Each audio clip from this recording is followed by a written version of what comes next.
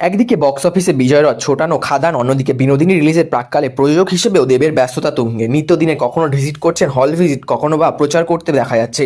আর সেসবের মাঝে এবার ধ্রুব বন্দ্যোপাধ্যায় ম্যাগনাম আপাস রঘু ডাকাতের প্রি প্রোডাকশন শুরু করলেন দেব। বৃহস্পতিবার পরিচালক ধ্রুব বন্দ্যোপাধ্যায়কে নিয়ে সদল বলে মিটিং করলেন টলিউড সুপারস্টার। 24-এর খাতায় টেক্কা খাদানের জয়গাথা, 25-এর জন্য তৈরিতে। নতুন বছরের শুরুতেই রঘু ডাকাতের লুকে কৌতূহলের পারদ চড়িয়েছেন টলিউড সুপারস্টার।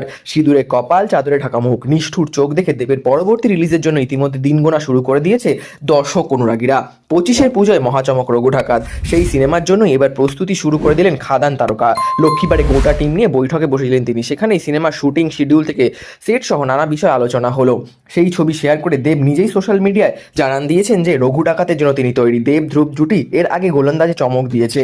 এই পিরিয়ড ড্রামার ক্ষেত্রেও যে তার অন্যথা হবে না তা হলফ করে বলা যায়। টলিপাড়া সূত্রে খবর, ছবি চিত্রনাট্য লেখার কাজ শেষ করেছে ধ্রুব। দেবের সঙ্গে শুটিংয়ের তারিখ নিয়ে আলোচনা হয়েছে। এমনকি মহারাষ্ট্রের বিভিন্ন অঞ্চলে নাকি ছবির শুটিং চলবে। জানি এই কি চলছে। 2021 সালে ঠিক কালী পুজোর আগে রঘু ডাকাত তৈরির কথা ঘোষণা করেছিলেন দেব ও পরিচালক ধ্রুব বন্দ্যোপাধ্যায়। ছবির ফার্স্ট লুক শেয়ার করে দেব লিখেছিলেন, আজ এই নিশি অমাবস্যায় শক্তি আরাধনার এই পূর্ণ লগ্নে এক অজানা কাহিনীর উন্মোচন। নীল বিদ্রোহে সামিল হয়ে ইংরেজদের বিরুদ্ধে লড়াই করে রঘু ডাকাত। তারপর দীর্ঘ 4 বছরের অপেক্ষা।